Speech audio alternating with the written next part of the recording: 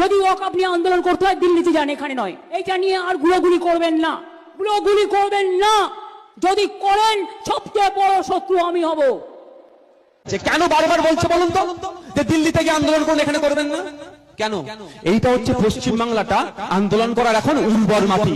কারণ উত্তরপ্রদেশে আন্দোলন করতে গেলে অপদার্থ যোগী সরকার নাগরিকের অধিকার কেড়ে নিচ্ছে, আন্দোলন করতে দিচ্ছে না। আসামে আন্দোলন করতে দিচ্ছে না, বিজেপি পরিচালিত রাজ্যগুলোতে আন্দোলন করতে দিচ্ছে না। এটা তো মোদী বিরোধী রাজ্য। মমতা তো বলছে মোদীর বিরুদ্ধে, তাই এই সুযোগ এসেছে। মমতা তো বলছে বিজেপির বিরুদ্ধে, তাহলে আমরা সবাই একসাথে বিজেপির বিরুদ্ধে ক্রিকেট ময়দানে যেতে চাই। মমতা কেন আটকাচ্ছে ভাই? এই তো সুযোগ, মমতা সুযোগ করে দেওয়া, আরো বেশি করে পুলিশ প্রশাসনকে দিয়ে দেওয়া। মমতা ব্যানার্জি বলছেন যে আমি থাকতে কোনো অসুবিধা নাই, আপনারা নিশ্চিন্তে থাকুন। সত্যি আমি তো আমার এই মিটিং করার দরকার পড়তো না, আমি মিটিং করতাম না যদি দুটো কাজ করতো। দুটো কাজ যদি মমতা ব্যানার্জি করতো, আমি মমতা ব্যানার্জিকে এইরকম মিটিং যদিও করতাম দাঁড়িয়ে ধন্যবাদ জানাতাম। প্রথম কাজ কি, বিধানসভায় এই আইনের বিরুদ্ধে একটা রেজুলেশন আনতে হবে যে পশ্চিমবাংলা সরকার এই আইনকে বিরোধিতা করছে, ওই রেজুলেশন পাস করাতে হবে।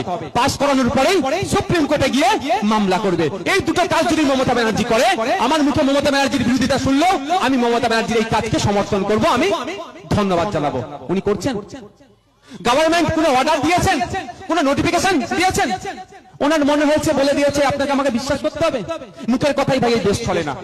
এই দেশ পেপারের ভিত্তিতে চলে। কার কাছে পেপার আছে তার ভিত্তিতে চলবে, আর আইনের উপরে চলবে। আপনার আমার মুখের কথায় আইন হয় না। তো মমতা ব্যানার্জি আপনাকে বলে কি করছে? চুপ করিয়ে রাখতেছে। পশ্চিম বাংলায় যে ওয়াকফ সম্পত্তি আছে